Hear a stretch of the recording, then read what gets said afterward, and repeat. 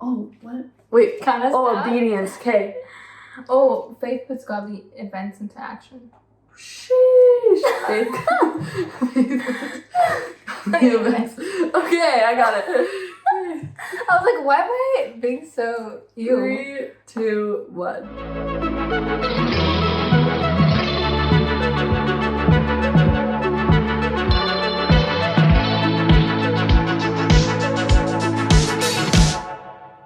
Hello everyone, this is Hope and Karen again with Roar of the Lion Edmonton, and today Karen is going to be talking to us about how faith puts godly events into action.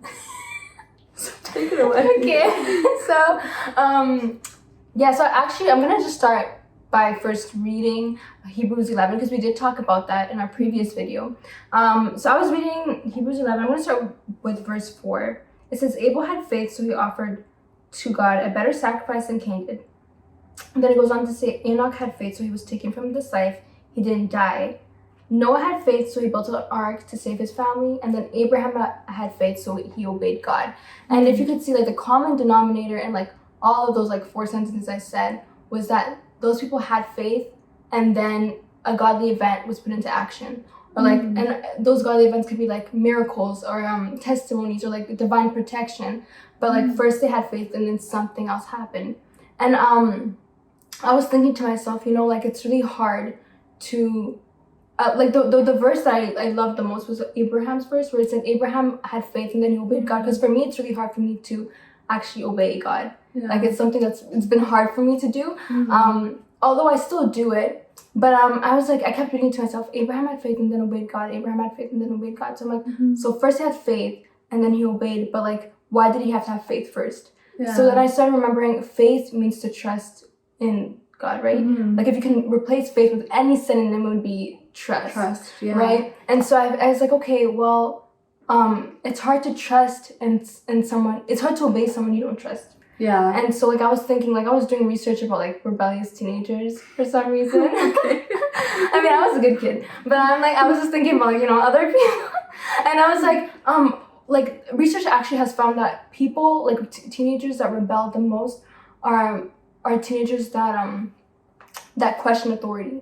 Oh. And so I was like, that's interesting to me, because you question authority because you don't really you don't trust them. Exactly. Oh. And so, like, tying that to, like, sense. Yeah.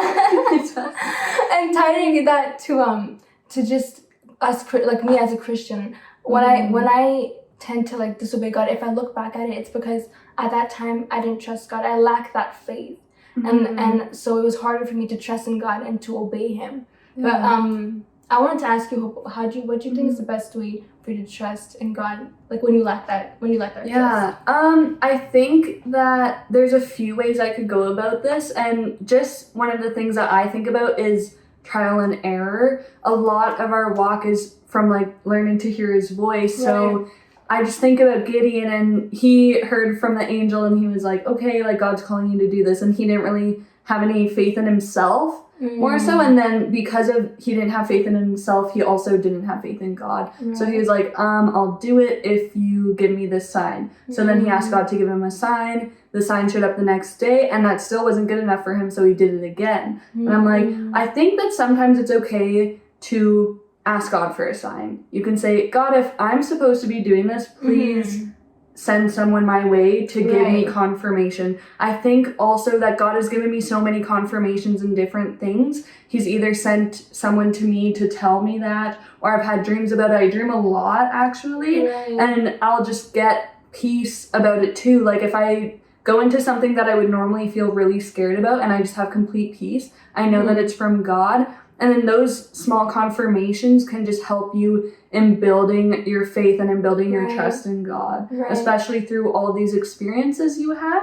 And I know that when we pray, God says that He will answer our prayers. So then if you say, God, please give me signs, you definitely will get them. And you just have to look for them. And I think a lot of times too is we put God in this box and we say, oh, He'll only answer me in this way. But I can look back on plenty of things where I'm like, oh, He actually answered me in a different way than I was expecting. Yeah. So then I didn't notice it right away until later. So it's kind of just like, I would pray and say, God, open my eyes so that I can see what you're doing, so that I can see the signs and confirmations you're Yeah. giving me. And then I think that would really help in growing our faith. Mhm. And then in other videos, we talk about learning to hear his voice and learning how to read the Bible efficiently. And I think that those are also really important skills and tools that we could use to to trust God. To trust God. Mhm. But it's also like in order to trust someone, you have to know. You don't just trust in someone you don't know, right? Yeah, exactly. So just like even reading the Bible, getting to know God, like those are little things that will help you trust and know who He is. Yeah. And then you end up like not questioning His authority. Now you know how strong and powerful He really is. Yeah, because you'll read the Bible and be like, okay, I know God's character now, and now I can have that faith in Him and I can trust Him. Exactly. So I think that's it for today. This is another short video we're doing too. Thank you guys so much for listening, and stay tuned for the next videos we're about to post. Thank you. Thanks.